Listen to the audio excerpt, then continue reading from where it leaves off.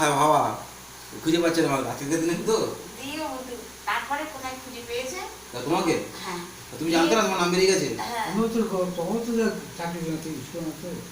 কখনো তো চাকরি করবো ওর অত উৎসাহ ছিল জবরদস্তি ও বসে বসে খাচ্ছে ওর মানে মাকে নেই মা আরও আছে যদি কোনো ঝামেলা তো নেই মেয়েদের বিয়ে হয়ে গেছে আর তোর যেহেতু তখন দুর্গাপুরে চাকরি করছি ব্যবসা ঘরে গাড়ি তখন তোমার যেটু বিয়ে কত পয়সা কত ট্রাক দুটো ট্রাক ওকে খুঁজে পায় না তারপরে পেয়ে যাবে তারপরে কোথায় নিখিল তো জানতো না তুমি কোথায়। বলে যায়নি ও তারপরে এসেছে নিখিল তোমার অ্যাড্রেস জানতো না। একদিন জানতো। তারপরে এসেছে এসে বলেছে আমার পেটের মধ্যে কি হয়েছে তো এদের আমি আসতে পারি তখন বলে তাহলে আপনি হসপিটালে ভর্তি হন উঠে হসপিটালে ভর্তি রেখে কিছুই পাইনি কিছুই হয়নি কেউ হসপিটাল ভর্তি করেছিল। তখন বেশি পেশেন্ট যারা ডেঞ্জার এবং চিত্তরঞ্জন কোম্পানি পাঠাই দিত। কিছুই হয়নি তখন তাহলে আপনি এখন 1 বছর বসে থাকেন নাকি দিয়ে 1 বছর পরে আমার ওকে দিয়েছে 1 বছর বসে রেখেছিল। হ্যাঁ নাকি সমস্যা নেই না সমস্যা নেই। নিখিল তো বলেছিল মানে নাকি খুব বরাবরই পড়াশোনা তো বলছি খুব পরিবেশ ভালো ছিল। না তখন চাকরির প্রতি মানুষের তো লোভ ছিল না। নানা সব বান্ধবী ছিল বিহারে ছিল সব কিছু বান্ধবী।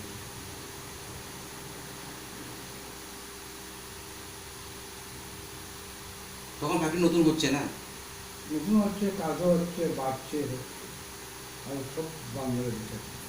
তখন তোর ওয়ার্কের সাথে কোয়ার্টারও হয়নি। না ওগুলো কত পরে হয়েছে কত পরে ফার্স্ট কোয়ার্টার মানে ওল কলোনি। হয়েছে।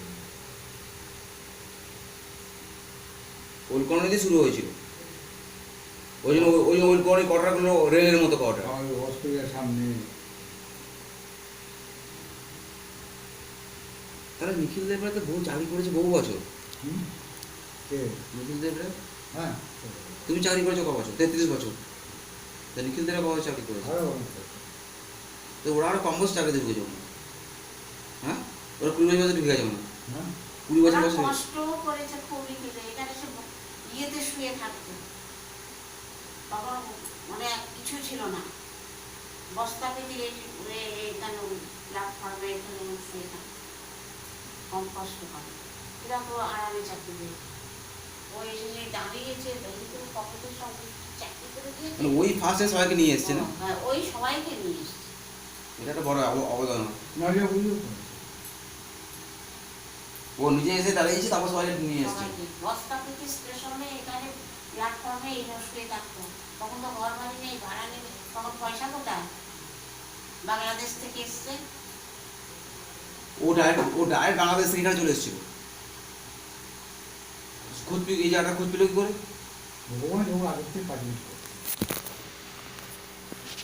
আর তখন আসানসোলে ছিল ওরকমই ছিল হ্যাঁ। কেন বাংলাদেশ থেকে সব লোকরা তো কষ্টই করেছে প্রকাশ চৌধুরী ইট পেতে মাথায় দিয়ে শুয়ে থাকতো ইট পেতে বালিশকে ইট পেতে প্রকাশ চৌধুরী নিজেই গল্প করে তখন পাবে কোথায় ঘর বাড়ি থাকবে কোথায়। ওরা বাংলাদেশে ডাইরেক্ট এদিকে এসছে। কিছু লোক এগিয়ে আসছে কিছু লোক ত্রিপুরা দিয়ে গেছে যার যেখানে সুবিধা সেখানে চলে। তোমাদের করিমগঞ্জ থেকে তোমাদের আসামটা কাছে পড়েছিল। আর অনেক দূরে ফেলেছে এই আমাদের লোকজন দিকে আসে। তো তোমার তোমরা আসামে ঢুকলে কি করে তো বাংলাদেশ থেকে তোমাদের আসামটা কাছে ছিল। আর বাংলাদেশে আসে আসামে তো এখন বাংলাদেশের প্রচুর আছে প্রচুর। ওই জন্য তো সব তাড়াচ্ছে বলছে। আসাম থেকে তোমরা এদিকে ঢুকেছো আসাম থেকে তারপরে এদিকে এসছো। হ্যাঁ খুব প্রোগ্রাম যদি না আসে তো জেডুকে তোমার আগে চলে এসেছিল। আগে ছিল ও কি নিখিল দেবে সরষে না ও তো কলকাতা।